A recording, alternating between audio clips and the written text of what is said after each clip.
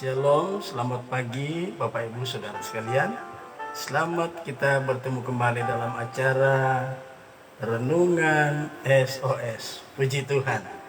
Baik, kita akan melanjutkan kembali renungan kita. Tapi sebelumnya kita satu di dalam doa. Bapa yang ada di dalam surga, Bapa yang kami sembah dalam nama Yesus.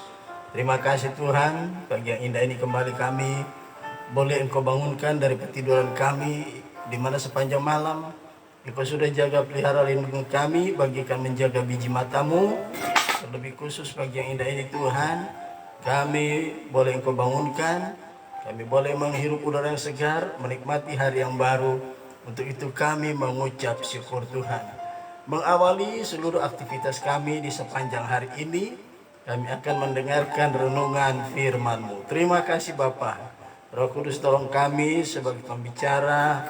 Demikian juga Tuhan, semua yang menyaksikan renungan ini Tuhan tolong biar kami sama-sama dapat memahami kebenaran firman-Mu dalam renungan pagi yang indah ini. Terima kasih Bapa, di dalam berkat nama Yesus Tuhan dan Raja kami sudah berdoa dan mengucap syukur. Haleluya. Amin. Puji Tuhan.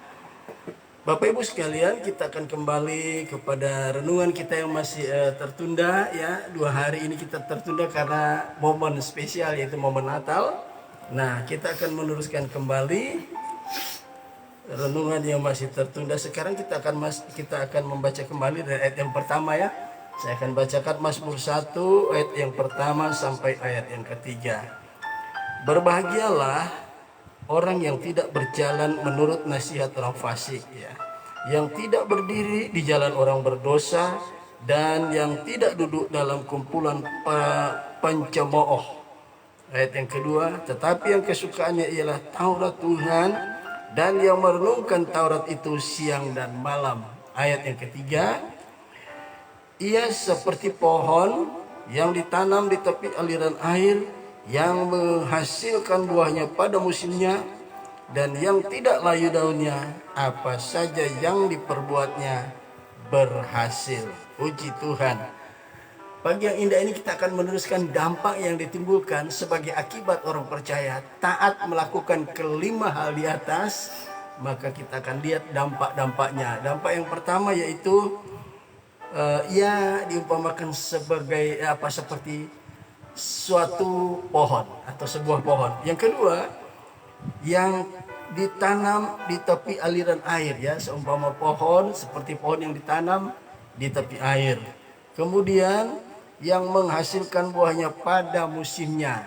Nah, pagi yang indah ini kita akan meneruskan bagian yang keempat. Dampak yang ditimbulkan orang-orang yang berbahagia itu ialah dan yang tidak layu daunnya ya. Yang tidak layu daunnya. Pohon seperti apakah? Ya, dampak yang Tuhan katakan ketika kita melakukan kelima hal di atas tadi, dampak yang ditimbulkan atau dampak yang keluar dari ya kehidupan kita atau pohon yang ditanam di tepi aliran air, daunnya itu tidak pernah kering. Saudaraku, ya. Kalau berbicara daun yang tidak layu ya, perhatikan. Ada beda pohon yang memiliki daun yang hijau ya, dan daun yang layu. Suatu pohon kalau daunnya menjadi layu itu pertanda pohon itu hampir mati ya. Kalau hijau, pohon itu adalah pohon yang tetap kuat, menandakan kehidupan yang masih ada ya. Jadi daun yang menghijau ini ya, ada perbedaan dengan daun yang layu ya. Daun yang lalu itu menunjukkan pohon ini hampir mati, atau dengan kata lain tidak segar ya. Ada perbedaan pohon yang segar dan yang tidak ya. Sedangkan daun yang daun yang layu adalah keadaan yang tidak segar ya. Kemudian daun yang hijau ini berbicara tentang pohon itu adalah pohon yang segar, yang hidupnya segar ya. Karena ditanam di tepi aliran air ya. Nah, di sini saudaraku yang kekasih, daun yang hijau dan yang segar ini berbicara tentang ya satu kehidupan rohani yang penuh dengan semangat. Ya. Di Roma pasal 12 kita lihat dulu Roma pasal 12 ayatnya yang ke-11. Roma 12 ayat yang ke-11. Kita akan lihat bunyi ayat ini ya. Roma 11 ayat yang ke-11. Janganlah ya, Roma 12 ayat yang ke-11 berbunyi sebagai berikut. Janganlah hendaknya kerajinanmu kendor, biarlah rohmu menyala-nyala dan layanilah Tuhan ya. Janganlah hendaknya kerajinanmu kendor, biarlah rohmu menyala-nyala dan layanilah Tuhan. Nah saudaraku, daun yang layu itu pertanda orang percaya yang tidak memiliki semangat hidup ya, tidak memiliki semangat hidup. Atau dengan kata lain Roma 12 ayat 11 tadi berkata apa? Daun yang layu itu kehilangan semangat hidup ya. Tetapi pohon yang ditanam di tepi aliran air, orang percaya ada ya di dalam Tuhan, itu mereka akan selalu menghasilkan hidup yang penuh dengan semangat. Ini yang harus kita perhatikan saudara. Hidup yang tidak memiliki semangat ini sangat tidak baik saudara ya. Ada banyak orang ya, kalau kita melihat secara kasat mata saudaraku ya, orang yang memiliki kehidupan rohani yang semangatnya itu sudah pudar, ini akan berbahaya. Itu sebabnya Yesus berkata ya, semangat kita harus tetap menyala-nyala ya, biar kita bisa melayani Tuhan ya. Kita akan lihat di dalam Yehezkiel pasal 37 ya. Kita akan melihat kitab Yehezkiel pasal yang ke-37. Kita akan lihat sama-sama bagaimana gambaran yang Tuhan berikan kepada kehidupan kita di akhir zaman ini ya. Yehezkiel 37 ya. Saya akan bacakan dari ayat yang ke ya, Yehezkiel 37 saya akan bacakan perlahan dari ayat yang pertama ya. Kebangkitan Israel ya. Yehezkiel 37 ayat yang pertama demikian bunyinya. Lalu kekuasaan Tuhan meliputi aku, dan ia membawa aku keluar dengan perantaran rohnya, dan menempatkan aku di tengah-tengah lembah. Dan lembah ini penuh dengan tulang-tulang. Ayat yang kedua, ia membawa aku melihat tulang-tulang itu berkeliling-keliling, dan sungguh amat banyak bertaburan di lembah itu. Lihat, tulang-tulang itu amat kering. Ya. Ayat yang ketiga, lalu ia berfirman kepadaku, hai anak manusia, dapatkah tulang-tulang ini dihidupkan kembali?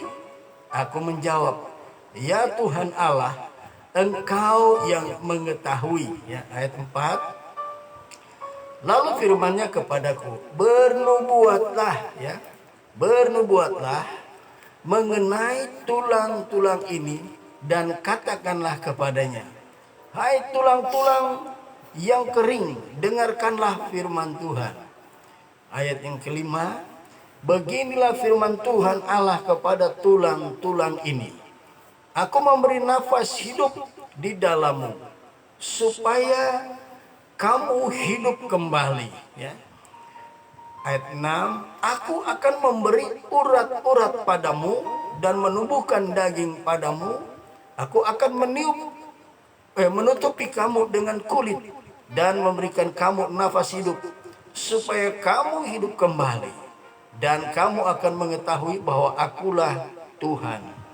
Ayat yang ke-7, lalu aku bernubuat seperti diperintahkan kepadaku, dan segera sesudah aku bernubuat, kedengaranlah suara, sungguh suatu suara berderak-derak, dan tulang-tulang itu bertemu satu sama lain. Sedang aku mengamat-amatinya, lihat, urat-urat ada dan daging tumbuh padanya, kemudian kulit menutupinya, tetapi mereka belum bernafas. Ayat yang ke-9, maka firman-Nya kepadaku, bernubuatlah kepada nafas hidup kepada nafas hidup itu, bernubuatlah hai anak manusia, dan katakanlah kepada nafas hidup itu, beginilah firman Tuhan Allah, hai nafas hidup, datanglah dari keempat penjuru angin, dan berhembuslah ke dalam orang-orang yang terbunuh ini, supaya mereka hidup kembali. Ya. Lalu aku berbuat seperti yang diperintahkannya kepadaku, dan nafas hidup itu masuk ke dalam orang-orang, masuk di dalam mereka, sehingga mereka hidup kembali. Mereka menjejakkan kakinya suatu tentara yang sangat besar. Perhatikan ayat yang ke-11. Firman-Nya kepadaku, hai manusia, hai anak manusia, tulang-tulang ini adalah seluruh kaum Israel. Sungguh mereka sendiri mengatakan, tulang-tulang kami menjadi kering, dan pengharapan kami sudah lenyap, kami sudah hilang. Nah, Bapak Ibu sekalian, sekali peristiwa ketika bangsa Israel ada di kerajaan Babel, ya, mereka dibuang ke Babilonia selama 70 tahun, ya. Saya tidak tahu Yehezkiel pasal 37 ini disampaikan oleh Nabi Yehezkiel pada tahun yang keberapa, pada waktu mereka ada di pembuangan di Babel. Tetapi di situ digambarkan Yehezkiel oleh Roh Kudus, dia dibawa ke satu lembah, ya. Di dalam lembah itu, di situ Tuhan memperlihatkan kepada Yehezkiel adalah tulang-tulang kering yang banyak berserakan di lembah itu. Kemudian Yehezkiel bertanya, ya. Yehezkiel bertanya, ya. Kita baca kembali ayat ini. Yehezkiel bertanya demikian. Ia membawa aku melihat tulang-tulang itu berkeliling-keliling, sungguh amat banyak bertaburan di lembah itu. Lihat, tulang-tulang itu amat kering. Lalu ia berfirman kepadaku, hai anak manusia, dapatkah tulang-tulang ini dihidupkan kembali? Aku menjawab, ya Tuhan Allah, Engkaulah yang mengetahui. Kondisi bangsa Israel ketika mereka ada di lembah atau di lembah itu menggambarkan kondisi bangsa Israel di tanah Babilonia ketika dalam keadaan mereka menjadi seorang tawanan, ya. Mereka ditawan di negeri Babel, sehingga mereka itu diumpamakan bagaikan tulang-tulang yang kering, bukan manusia yang hidup lagi, ya. Ibaratnya seperti sudah mati, ya. Kemudian di ayat yang kelima tadi, beginilah firman Tuhan Allah kepada tulang-tulang ini, aku memberi nafas hidup di dalammu supaya kamu hidup kembali, ya. Jadi kelihatan mereka hidup secara jasmani, ya, tetapi rohani mereka telah mati, telah kering, ya. Dan puji Tuhan, begitu Yehezkiel melihat, maka terjadilah dialog antara Yehezkiel dengan Tuhan. Apa yang terjadi? Mereka itu adalah bagaikan tulang-tulang kering, ya. Kita tadi sudah membaca, apakah mereka Tuhan tanya, apakah mereka itu bisa hidupkan kembali? Yehezkiel hanya berkata, ya Tuhan Allah, hanya Engkau yang mengetahuinya, ya. Keadaan kita hanya Tuhan yang tahu. Dalam kondisi hidup secara rohani atau mati bagaikan tulang-tulang kering yang berserakan, yang bertebaran di lembah atau di dalam dunia ini. Kalau bangsa Israel ada di lembah atau di kerajaan Babilonia, mereka bagaikan tulang kering yang sudah mati, tidak ada nafas hidup di dalamnya. Itu mereka seperti jemaat Laodikia yang ada di Asia Kecil, ya. Di Asia Kecil itu ada 7 jemaat, dari Efesus, jemaat Efesus sampai jemaat Laodikia. Mereka kelihatannya hidup, tapi mereka sebenarnya mati secara rohani. Mereka jemaat yang berada dalam kondisi, ya, zona nyaman. Mereka menjadi kaya luar biasa, ya. Ya, saya tadi tidak akan lari ke sana menggali tentang Wahyu pasal yang ketiga ini, jemaat di Laodikia. Mereka sebenarnya sudah mati secara rohani, sama seperti bangsa Israel ketika ada di Babel, ya. Dan apa yang terjadi, ya? Tuhan katakan, hendaklah engkau bernubuat kepada nafas hidup dari keempat penjuru angin. Katakanlah, hai nafas hidup, ya kita baca di dalam ayat yang ayat yang ke-9 di Yeskiel pasal 37. Maka firman-Nya kepadaku, bernubuatlah kepada nafas hidup itu. Bernubuatlah hai anak manusia, dan katakanlah kepada nafas hidup itu begini. Nafas hidup itu, beginilah firman Tuhan Allah, hai nafas hidup, datanglah dari keempat penjuru angin dan berhembuslah ke dalam orang-orang. Sekarang sudah dipakai istilah orang-orang. Jadi tulang-tulang kering yang ada di lembah itu, yang ada di kerajaan Babel pada waktu itu, di masa mereka pembuangan, mereka itu adalah orang-orang Israel yang sudah mati secara rohani. Ya, saya baca lagi. Dan berhembuslah ke dalam orang-orang yang terbunuh ini supaya mereka hidup kembali. Ya. Nah, tugas kita sebagai orang percaya yang masih hidup rohani, ya, seperti pohon yang daunnya tidak layu atau segar, dalam kondisi segar secara rohani, ya, penuh semangat. Tugas kita bernubuat, menyampaikan apa yang menjadi perintah Tuhan. Ya. Entah saudara disuruh untuk menghidupkan rohani orang lain yang sudah mati dengan cara bagaimana, itu hanya saudara dengan Tuhan, kita dengan Tuhan. Ya, secara pribadi, lepas pribadi, melihat ada banyak orang-orang yang ada di dalam dunia ini, di sekitar kita, yang dalam kondisi mati secara rohani karena mereka sedang berada di, mereka sudah terbunuh dengan keadaan dunia ini, kondisi dunia ini. Ya, ayat 11 saya bacakan kembali. Lalu aku bernubuat seperti yang diperintahkannya kepadaku, dan nafas hidup itu masuk ke dalam mereka, sehingga mereka hidup kembali. Mereka menjejakkan kakinya suatu tentara yang sangat besar. Saudara yang kekasih, kita punya tanggung jawab. Ya, sebagai pohon yang tidak layu daunnya, kita segar, kondisi rohani kita dalam kondisi segar. Ya, itu bicara tentang roh yang menyala-nyala. Ya, Rasul Paulus katakan kepada anak-anak Tuhan yang ada di kota Roma, ya, janganlah hendaknya kerajinanmu kendor, biarlah rohmu menyala-nyala dan layani Tuhan. Saudara, kita menjadi Yehezkiel akhir zaman, ya, bernubuat, menyampaikan kebenaran firman Allah bagi mereka yang mati secara rohani. Biar Roh Kudus, roh yang dikatakan nafas hidup dari keempat penjuru angin, ini bicara tentang Roh Kudus akan bekerja sama dengan kita ketika kita melayani Tuhan, melayani pekerjaan Tuhan dalam bidang apapun. Apa terlebih bagi pelayan Tuhan. Mari kita dengan semangat yang hidup, ya, roh yang menyala-nyala, spirit yang menyala-nyala. Tugas kita bernubuat, menyampaikan kebenaran firman Allah bagi orang yang ada di sekitar kita yang dalam kondisi mati rohani. Maka Roh Kudus akan bekerja sama dengan kita. Ayat yang ke-10 berkata, ayat yang ke-11 sekarang, firman-Nya kepadaku, hai anak manusia, tulang-tulang ini adalah seluruh kaum Israel. Sehingga mereka sendiri mengatakan, tulang-tulang kami sudah menjadi kering. Semangat, tulang itu berbicara tentang semangat, kekuatan, ya. Semangat kami, ya, dikatakan ayat ke-11. Tulang-tulang kami sudah menjadi kering dan pengharapan kami sudah lenyap. Kami sudah hilang.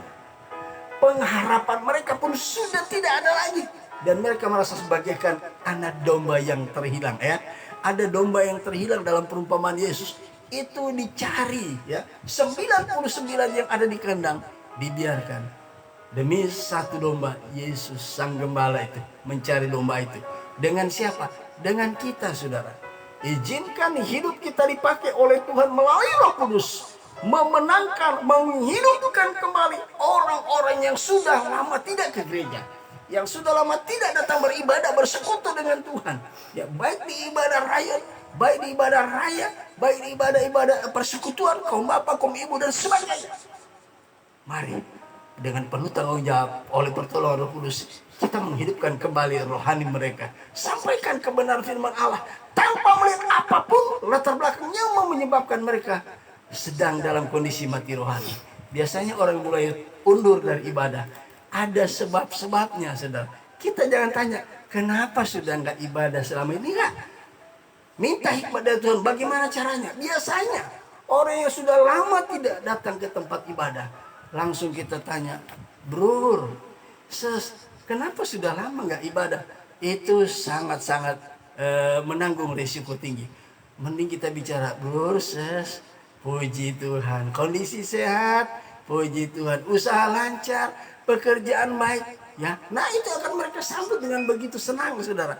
Mereka kehilangan kepedulian, mereka kehilangan perhatian terhadap orang-orang yang ada di dalam tempat ibadah, seringkali mengabaikan hal-hal ini. Mari kita kunjungi orang-orang yang sudah lama tidak ke tempat ibadah, sudah tidak lagi menghadiri ibadah raya, ibadah rayon dan sebagainya. Kita kunjungi mereka dengan minta tuntunan Roh Kudus. Firman Allah disampaikan menghiburkan mereka, bukan menjas mereka. Kenapa sudah lama nggak kelihatan di ibadah? Ya, ibadah rayon kayak itu ibadah apa? Jangan tanya begitu.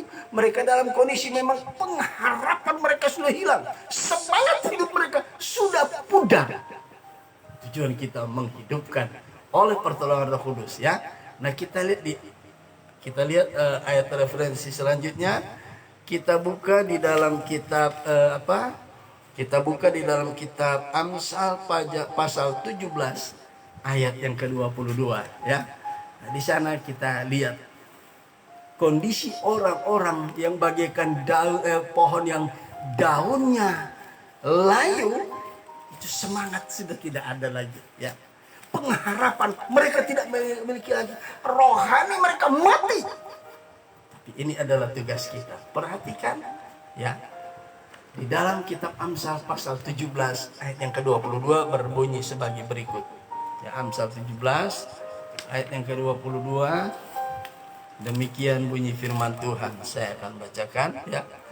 Hati yang gembira adalah obat yang manjur, tetapi semangat yang patah mengeringkan tulang. Datanglah dengan berita-berita yang membangkitkan semangat mereka. Amin, saudara. Datanglah kepada mereka bagaikan obat, ya, yang menyembuhkan, ya, kelemahan mereka, ya, ketidak lagi gairahan mereka ke dalam ibadah-ibadah. Bangunkan rohani mereka, ya. Ada pujian yang berkata kan, hati yang gembira adalah obat, seperti obat hati yang senang, tapi semangat yang patah keringkan tulang. Hati yang gembira, Tuhan senang. Saudara, orang yang sudah tidak bersemangat ke tempat ibadah, sudah tidak bergairah dengan tempat-tempat ibadah atau dengan ibadah-ibadah yang selalu dilakukan, hati-hati, jangan datang dengan mengatakan, bro, kenapa sudah lama gak ke tempat ibadah? Itu bagaikan silet yang sedang melukai hati mereka. Tapi kalau kita datang dengan berita gembira, waduh, puji Tuhan, udah lama ketemu, makin seger rohaninya, ya. Makin maju, ya, usahanya, makin bersemangat, ya, dalam berusaha. Saudara, mereka akan merasa seperti bagaikan menerima air yang sejuk, saudara. Dan saudara yang kekasih, bangkitkan kembali semangat mereka, munculkan kembali pengharapan mereka akan janji Tuhan. Ibadah itu mengandung janji, baik untuk hidup yang sekarang ini, terlebih untuk hidup di kekekalan nanti. Saudara yang kekasih, saya percaya masih ada banyak tulang-tulang kering di sekitar kita. Itu adalah tanggung jawab kita. Mari kita ingin Roh Kudus memakai kita. Amin, saudaraku. Puji nama Tuhan. Saya percaya kalau kita menjadi mitra kerjanya Roh Kudus, ketika nafas hidup itu Roh Kudus masuk dalam hidup mereka melalui sharing-sharing kita dengan orang-orang yang sudah tidak ke ibadah lagi, mereka akan hidup rohaninya dan mereka bagaikan suatu tentara yang besar. Kita adalah tentara-tentaranya Allah, memerangi kuasa kegelapan yang mengikat orang-orang yang sudah lama tidak pernah datang ke tempat ibadah. Ini tanggung jawab kita bersama, saudara. Amin, saudara. Jangan kita nggak ada kepedulian terhadap mereka yang sudah tidak ibadah lagi. Ini bahaya. Kita mau cari jiwa, sementara jiwa yang ada sudah pada banyak yang mundur dari Tuhan. Ya, sebagai ayat yang terakhir, Ya, saya bacakan Ibrani 10 ayat yang ke-25. Kita lihat ya, ini warning ya bagi kita. Kita punya tanggung jawab buat mereka yang sudah tidak lagi datang ke tempat ibadah. Ini tanggung jawab kita, Saudara. Ini warning bagi kita. Ibrani 10 ayat 25, demikian bunyi firman Tuhan ya. Demikian bunyi firman Tuhan. Janganlah kita menjauhkan diri dari pertemuan-pertemuan ibadah kita seperti dibiasakan oleh beberapa orang ya. Tetapi marilah kita kita saling menasihati. Datang menasihati dengan memberikan penghiburan, membangkitkan semangat mereka, menghidupkan pengharapan orang yang selama ini sudah tidak beribadah lagi. Di sini dikatakan ya, seperti dibiasakan oleh beberapa orang, tetapi marilah kita saling menasihati ya, dan semakin giat melakukannya. Kenapa? Menjelang hari Tuhan yang mendekat. Tanda-tanda zaman membuktikan kedatangan Tuhan sudah tidak lama lagi. Haleluya. Ini adalah tugas dan tanggung jawab kita bersama, menjadi mitra kerjanya lah Roh Kudus. Tuhan Yesus memberkati. Mengakhiri renungan kita pagi yang indah ini, kita angkat satu pujian untuk memuliakan Tuhan. Haleluya.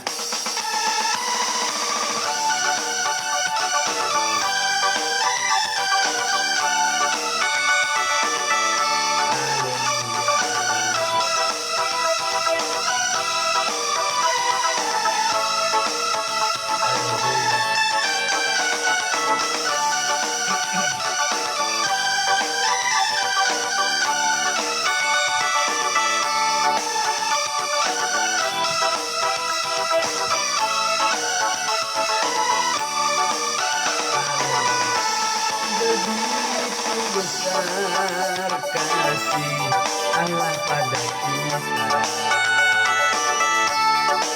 diberkatilah anak cucu kita di mana-mana.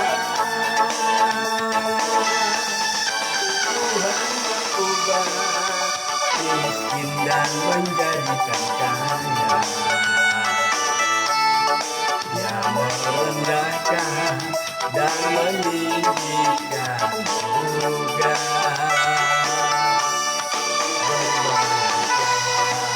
Bagi orang yang percaya, anak cucunya pasti tidak akan meminta-minta.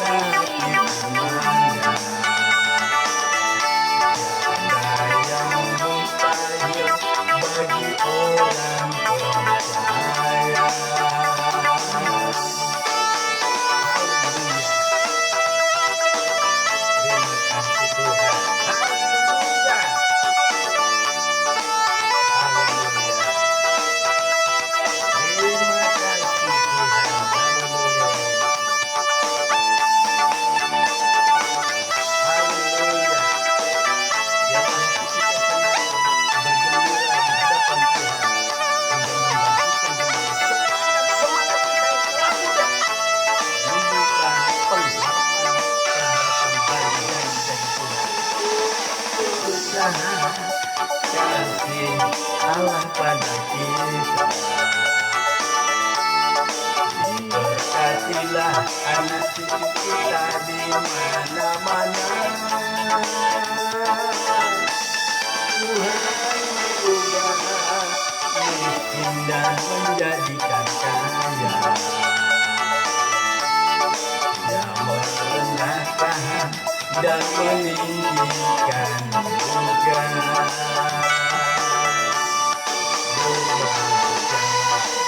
Bagi orang yang percaya,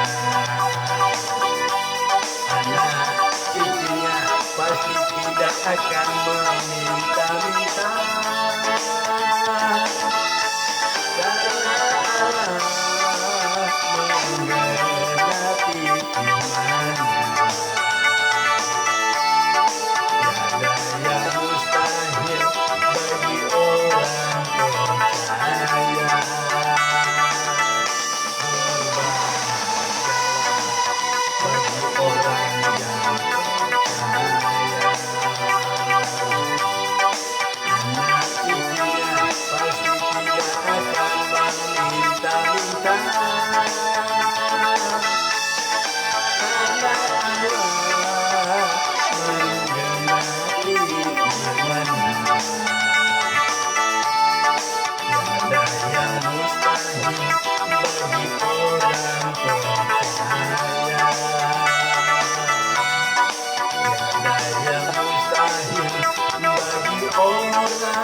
percaya. Haleluya. Puji Tuhan. Tuhan Yesus memberkati kita. Kita satu di dalam doa. Bapa di sorga, kembali kami datang kepadamu menaikkan pujian syukur. Tuhan, terima kasih kembali kami Tuhan diberkati oleh kebenaran firman-Mu dalam renungan yang indah di pagi yang indah ini. Terima kasih Tuhan. Kami percaya saudara-saudara kami yang berada dalam kondisi yang mati rohani, hilang pengharapan, tidak ada semangat. Kami percaya Roh Kudus menolong kami menjadi mitra kerja-Mu, mendatangi orang-orang yang Engkau katakan bagaikan tulang-tulang kering. Pakai kami Tuhan, pakai hidup kami untuk memberikan berita-berita sukacita. Terlebih hari-hari ini, berita sukacita, damai Natal masih sangat kuat bekerja. Kami mohon Tuhan, pakai kami menjadi alat-Mu, memberikan penghiburan, memberikan kembali Tuhan sukacita dalam hidup mereka, sehingga sukacita mereka, semangat mereka, pengharapan mereka terhadap janji firman-Mu hidup kembali dalam kehidupan mereka. Terima kasih Tuhan, terima kasih. Akhirnya Tuhan, di sepanjang hari ini kami serahkan seluruh aktivitas kami. Kami percaya Tuhan menolong kami, membuat kami berhasil melakukan apapun yang kami perlu harus alami, layani, hadapi di sepanjang hari ini. Terima kasih Bapa, di dalam nama Tuhan Yesus Kristus kami sudah berdoa dan mengucap syukur. Haleluya, amin. Puji Tuhan. Tuhan Yesus memberkati. Sampai kita bertemu kembali besok. Shalom.